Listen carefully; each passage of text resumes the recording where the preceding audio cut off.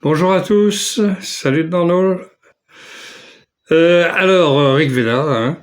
J'ai tiré aujourd'hui au sort euh, le mandala 7, l'hymne 72. C'est un hymne aux Ashvin et il est de la famille des Vashistas. Alors les Ashvin, c'est un nom qui en sanskrit c'est Ashvina. Mais bon, pourquoi on a supprimé le A, nous. Et donc, ce sont des jumeaux. Et le mot Ashvina, ça vient de Ashva, qui veut dire cheval. Donc, on peut dire que c'est qui ressemble à des chevaux ou bien qui tiennent des chevaux, qui sont quand on les représente en dessin ou en peinture, on les représente souvent avec des têtes de cheval, mais c'est pas forcément ça. Alors les astronomes estiment que c'est que ça peut être aussi deux étoiles jumelles qui apparaissent à l'est avant le matin. Ouais, parce qu'après on les voit plus. Et ces étoiles, les astronomes occidentaux les ont appelées Castor et Pollux. Bon, aucun rapport, mais voilà. Ils se déplacent dans le ciel dans un char à 3 roues, et ils sont tirés par quelquefois par des chevaux, ce qui est quand même assez cocasse, ou par des antilopes, ou par des oiseaux. Et donc, ils sont aussi réputés pour être médecins. C'est eux qui soignent, qu'on invoque quand il y a des malades ou des choses comme ça. Mais ça, on verra ça surtout dans le 10e mandala, parce que pour là-dedans, enfin, là, il n'en parle pas. Et c'est surtout dans le 10e mandala qu'on voit tous ces trucs-là. Hein. Avant, c'est purement spirituel, si j'ose dire. Bon, alors le rishi, dont je vous disais, c'est la famille des Vashistas. C'est Vashista Maitra Varuni.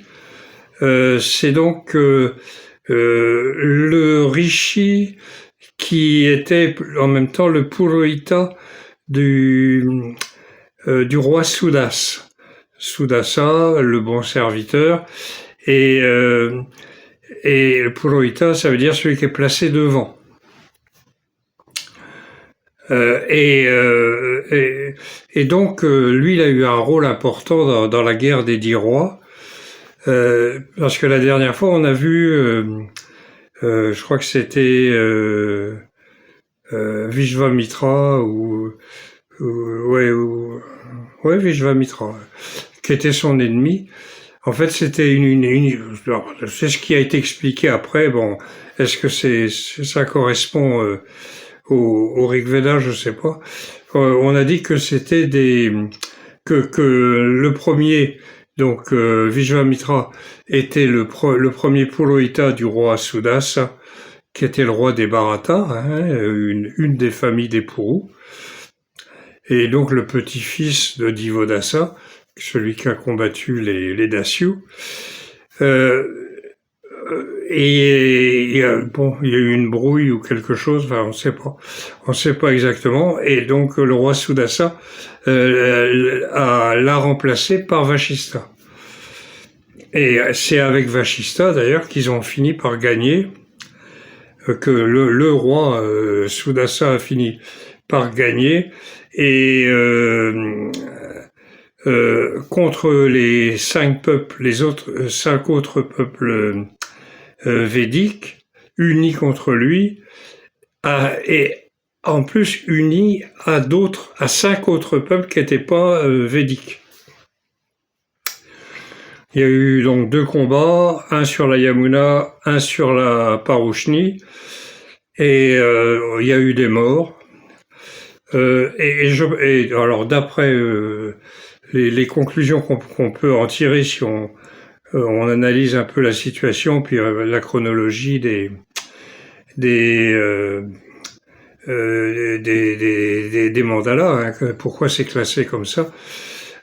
Parce que je pense que ça a été ça, tout ça, la guerre des 10 rois a précédé peut-être de quelques siècles, je ne sais pas, mais la construction des grandes villes de la civilisation du Sapta-Sindhu, donc des 7 rivières, qui était celle celle qui va naître du Rig Veda, si on veut. Hein, et donc où là, c'est pacifisme total, expérience psychédélique, si j'ose dire, et avec le soma, et pas de guerre pendant 1500 ans.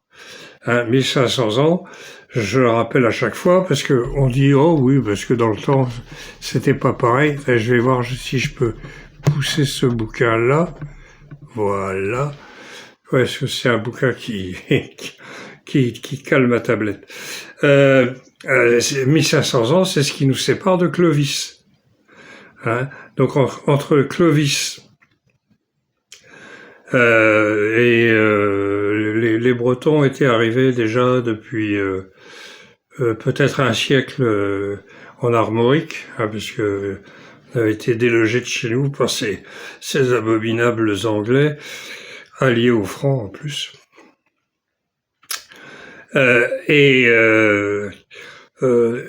Donc, ouais, donc entre Clovis et Macron, ça nous fait 1500 ans où il n'y aurait pas eu une guerre. Alors, si on regarde l'histoire de France et qu'on regarde les guerres, et qu'on les compte, on va avoir besoin de quelques doigts, hein, si on compte sur les doigts. Là, ça n'a pas arrêté. Il y a eu tout le temps des guerres. Alors qu'eux, ils n'en ont pas eu. L'archéologie est formelle là-dessus. Il n'y a absolument aucune trace de violence. Et puis, c'était pas une petite civilisation, c'était un gros truc. Hein. Bon, pour en savoir plus, vous allez sur mon site, rigveda.net, vous avez un tas d'articles, de détails, de machins, de trucs et tout ce que vous voulez. Vous avez de quoi y passer une semaine. Un conseil, amenez un casse-croûte. Parce qu'il y a tellement à lire. Bon, alors venez ici, au Nassatias, avec votre char lumineux, riche en chevaux, riche en vaches. Ils sont tous attelés par vous, faisant briller leur corps d'un excellent bonheur. Et voilà. Alors, Nassatias, c'est l'autre nom qu'on donne aux Ashvin. Ça veut dire aimable, serviable, gentil, gracieux, sympa, quoi, qui rend service. Venez ici au Nassatias avec votre char lumineux, donc celui qui a 3 roues, riche en chevaux, riche en vaches. Ils sont tous attelés par vous, faisant briller leur corps, on va dire, d'un excellent bonheur. Ils font briller leur corps de bonheur. C'est-à-dire, ils rayonnent de bonheur. Ça arrive à tout le monde. Il n'y a pas besoin d'être un Ashvin pour ça. Et ça arrive surtout, en particulier, quand on boit le soma. Parce que c'est pas désagréable du tout. Et ça nous apprend plein de choses.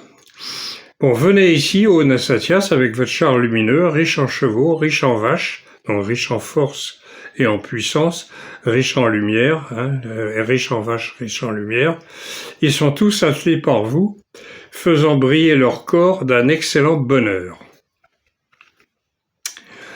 Venez vers nous avec votre char puissant, ô Nassatias, car nous désirons votre amitié. en relation avec les mêmes ancêtres. Comprenez-le. Je recommence.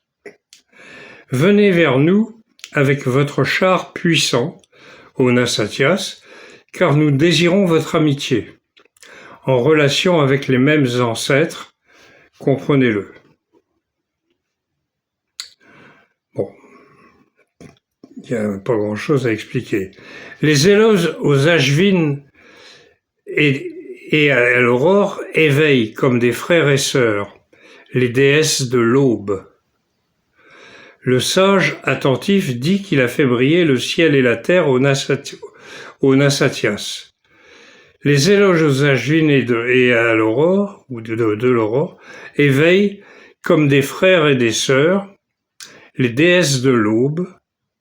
Le sage attentif dit qu'il fait briller le ciel et la terre aux Nasatyas. Qu'il a fait briller le ciel et la terre. Oui, donc en faisant un éloge aux Ashvin, puisque c'est 2 étoiles qui brillent, donc il fait encore nuit. Hein. Mais l'aurore arrive assez rapidement. Alors je ne sais pas, parce que je suis pas un observateur, je suis pas astronome du tout, et à cette heure-là je dors, quand mon chat veut bien. Et donc je suis orienté ouest en plus, alors je pourrais pas voir. Mais bon, et en plus je sais pas si les étoiles sont à la même place en Bretagne qu'en Inde. Voilà. Donc les éloges aux Ashvin et de l'aurore éveillent comme des frères et sœurs les déesses de l'aube. Le sage attentif dit qu'il a fait briller le ciel et la terre aux Nasatyas. Bon. À l'aube, ceux qui ont créé les mantras les apportent vers vous, ô Ashvin. Le dieu Savitri a élevé la lumière dans les régions supérieures. Les feux, largement bien allumés, s'éteignent. À l'aube, ceux qui ont créé les mantras les apportent vers vous, donc les prêtres, au Ashvin. Le dieu Savitri, donc Savitri, je vous ai dit, c'est le soleil dans son aspect éveilleur. Quand il se lève, donc la nature se réveille, les gens aussi, et tout le monde se met en route, et voilà. Ou éveilleur, stimulant, enfin voilà. Donc le dieu Savitri a élevé la lumière dans les régions supérieures, c'est-à-dire il s'est élevé.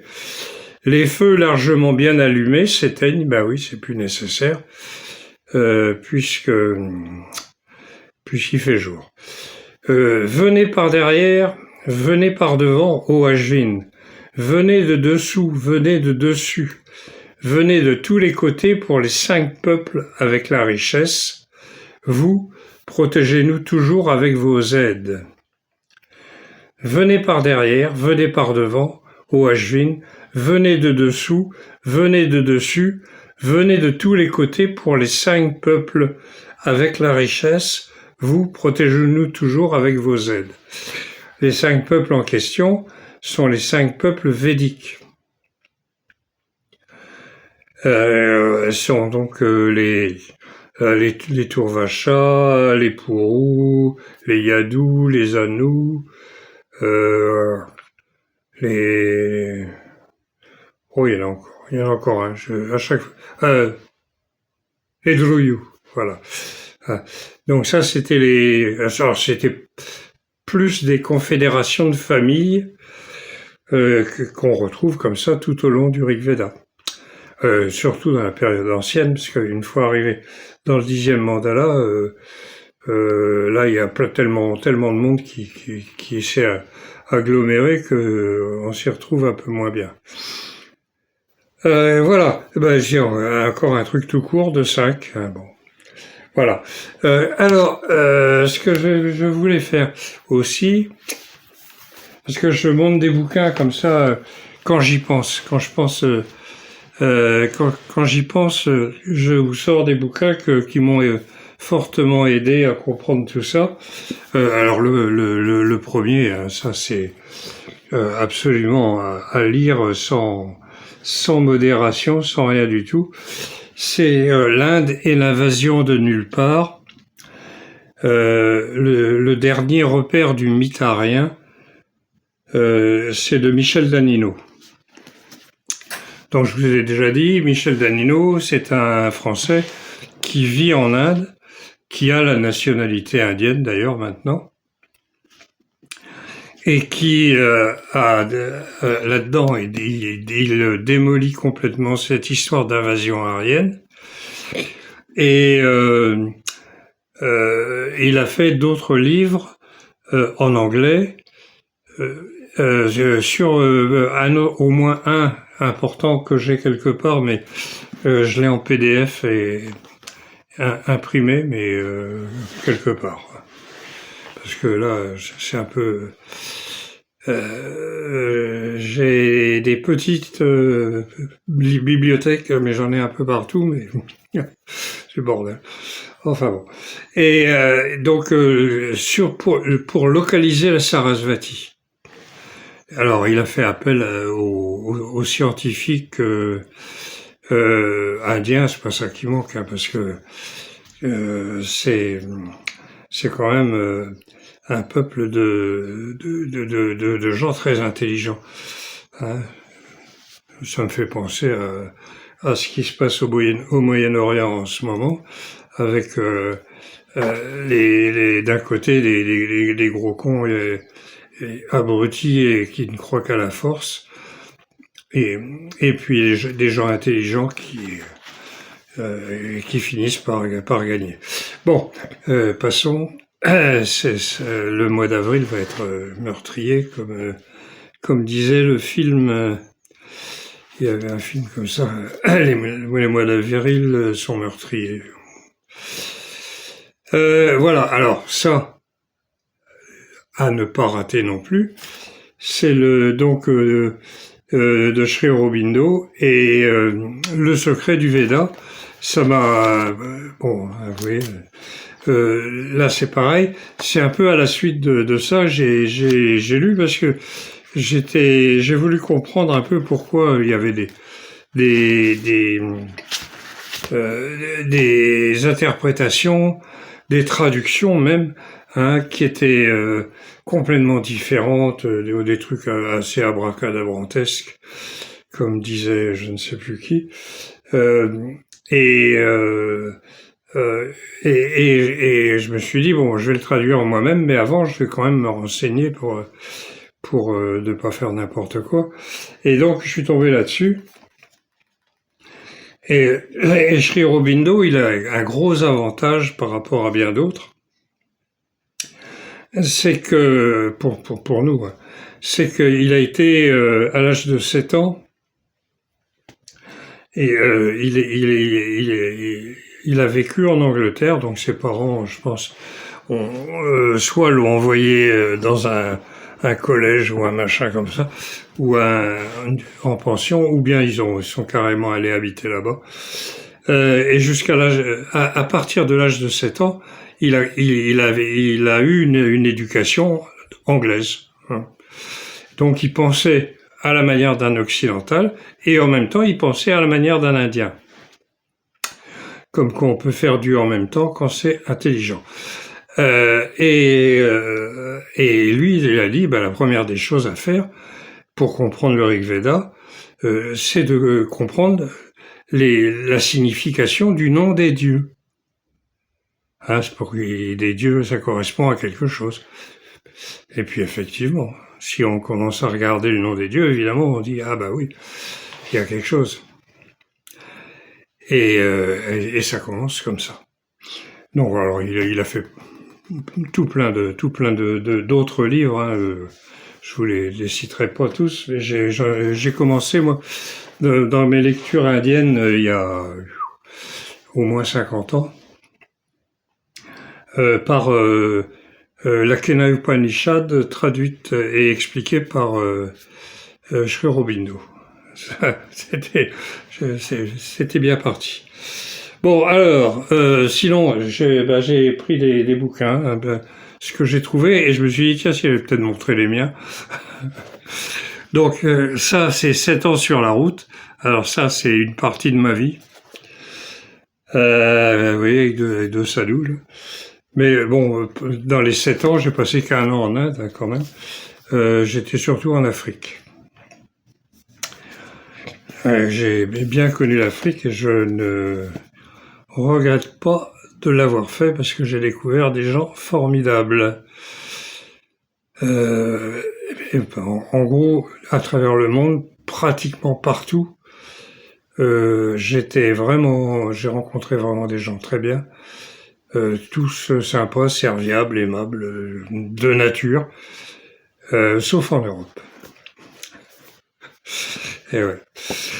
Bon, en Amérique, je n'y suis pas allé. J'y suis allé plus tard avec mes filles, mais c'était bien plus tard. Et puis on avait un peu de fric. Enfin, elles avaient un peu de fric, et on allait à l'hôtel, on mangeait. Bon. Alors ça, c'est la version anglaise d'un de mes bouquins que j'ai pas retrouvé, mais qui est quelque part par là. Donc la civilisation des 7 rivières, c'est-à-dire qu'en traduisant le Rig Veda, j'ai découvert en fait la civilisation qui allait avec. Hein, parce que c'était pas l'Inde védique classique du Mahabharata avec des guerres, avec des Maharajas et des combats entre les dieux, etc. C'était ce qu'on appelle la civilisation de l'Indus, ce que certains appellent la civilisation de l'Indus, et que et là-dedans, j'ai fait, j'ai une petite description un peu donc, c'est en 2 parties, si vous voulez. La première partie, c'est le matériel, et l'autre, c'est le spirituel. Et on l'a en français, hein, je sais pas si je l'ai précisé. Et j'ai relevé, pendant ma traduction, je relevais les shlokas où je voyais quelque chose qui pouvait nous être intéressant. Et effectivement, j'ai trouvé tout plein de trucs. C'est vraiment, j'ai passé du bon temps là-dessus. La traduction, ça a été un peu dur, un peu difficile, mais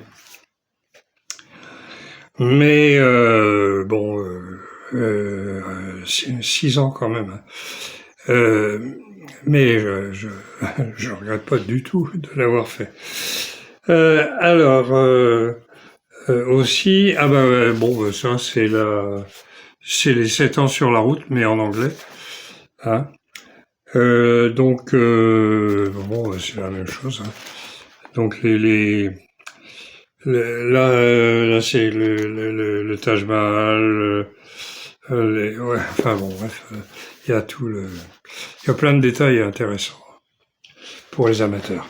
Et puis aussi, la traduction du Rig Veda, mais en anglais. Bah oui. Pourquoi j'aurais pas fait en anglais? Hein? Ça aussi, c'est disponible partout, si ça vous intéresse. Alors, je sais qu'en anglais, vous avez tout plein de traductions. En français, l'avantage, c'est que, pour moi en tout cas, c'est que je suis le deuxième à l'avoir fait en entier.